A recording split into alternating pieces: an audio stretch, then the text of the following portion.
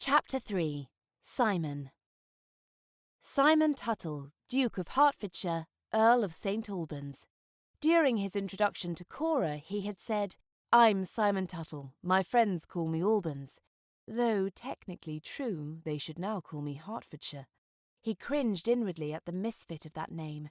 He had grown up as Lord Simon and wished he could hear his own familiar name more often, especially from her. He'd failed to mention Duke or Earl, and he knew why. Since the death of his father and both older brothers, the universe had singled him out to be the trophy that would be taken in the marriage mart come spring. Only the women on the hunt weren't waiting for April. They had gotten it into their bonnets to contrive to become Simon's Duchess as soon as possible. Every event he'd attended since returning 3 weeks ago from his rustication with his mother's family in Scotland had turned into a troupe of actors, with each woman more daring than the last. Thank heavens for Everett's reconnaissance, or Simon was sure he would have been trapped within mere days of stepping onto England's soil. He was grateful he'd missed the season. Now he had just short of a year to steel himself for the onslaught. It came down to this. He hid. He had attended several events, if one accepts attending to mean walking through the door.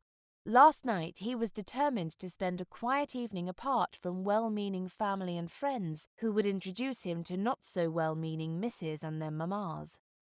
At the Lambeths' dinner party on Friday last, 2 out of the 3 young ladies invited suddenly became ill and requested that he escort them home.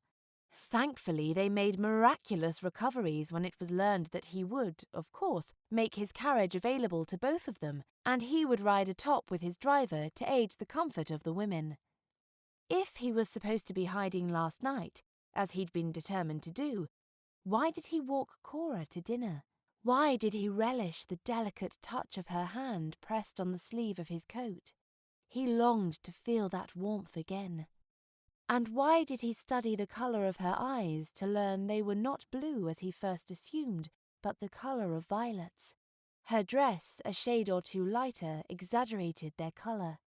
He'd spent a restless night considering the curl of her hair, the tinkling sound of her laughter, the unladylike snort, and the pleasing curves of her gown.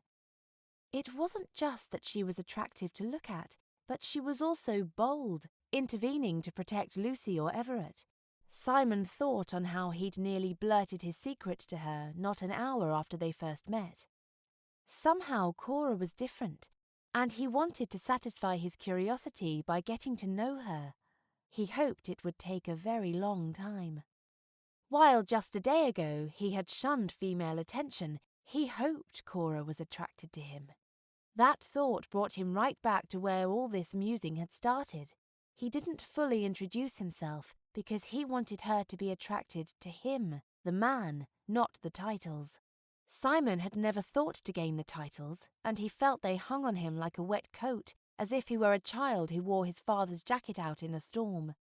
But he believed in the responsibility the titles bequeathed. He was now responsible for the security and welfare of his mother and 2 younger sisters, the survival of hundreds of working families, and the husbandry of thousands of acres. Everything was entailed to the estates. It made him a very wealthy man, but only him. Had he succumbed to death prior to his sisters, they and his mother would now be poor relations who must live on some cousin's kindness or, worse yet, take positions of employment. Simon launched from bed, leaving his daydreams behind, and dressed for the day. He was determined to make small fortunes for the women in his family should he die. Each of his sisters had generous dowries set aside, and his mother would have a widow's portion, but neither of those gave them independence should they need it. Attending the full moon ball last night with Everett had been fortunate for meeting the lovely Cora, but his real reason for visiting Everett was altogether different. As Simon entered the dining room for breakfast, Everett finished filling his plate at the sideboard. Simon likewise selected eggs, scones and pork, then sat beside him. "When do we meet with your man of business?" "Soon." Everett put his fork down. Simon steeled himself, recognizing something serious was coming. "So, That woman last night. Everett's eyebrows wiggled. Are you going to marry her? I only met her last night. Simon thought that would end the conversation and shoved sausage in his mouth, but Everett stared at him and shrugged. You are, you know. Time doesn't matter. We only danced once. A waltz, and that's more than you've done since you were 20. Oh, except Lady... Ouch! Everett glared at Simon and rubbed the spot on his arm where Simon had hit him. Everett laughed again. You are.